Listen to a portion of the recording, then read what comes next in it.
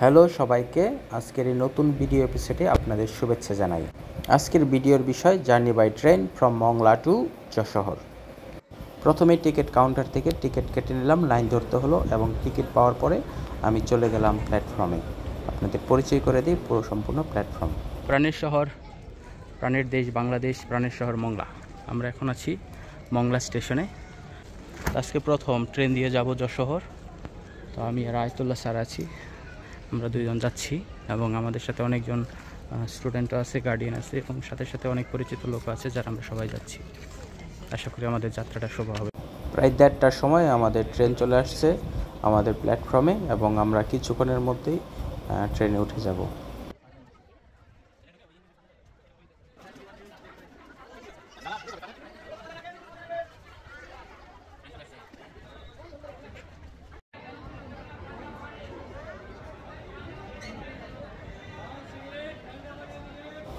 ট্রেনে ঢুকতে আমাদের অনেক অসুবিধা হচ্ছিল, কারণ যাত্রীর সংখ্যা অনেক বেশি ছিল এবং অনেক ধাক্কাধাক্কি করে আমরা ট্রেনে প্রবেশ করলাম।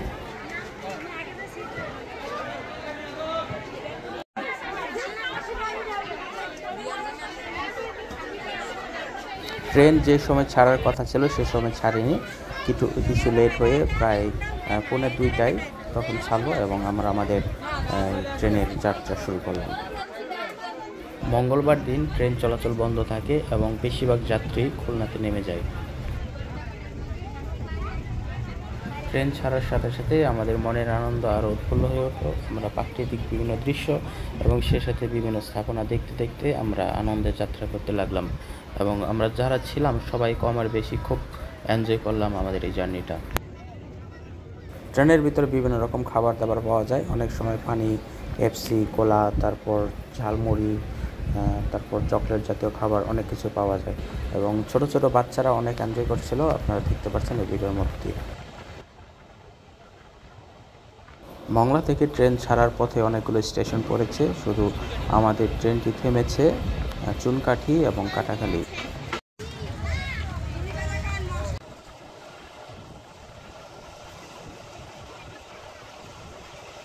ট্রেন থেকে আমরা রূপসা ব্রিজ দেখতে পেলাম এবং রূপসা ব্রিজ পার হয়ে আমরা সরাসরি খুলনার ভিতরে প্রবেশ করলাম।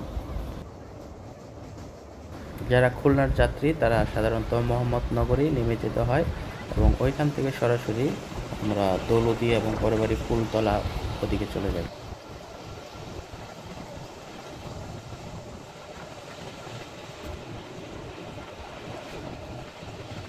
খুলনা, আমাদের মংলা থেকে খুলনা আসতে সময় লেগেছে প্রায় 1 ঘন্টা। মংলা থেকে ট্রেন ছাড়লো 1:43-এ এবং এখানে আমরা চলে আসছি 2:40-এ, প্রায় 1 ঘন্টার সময়। বাজে 4টা, চলে আসলাম যশোহর।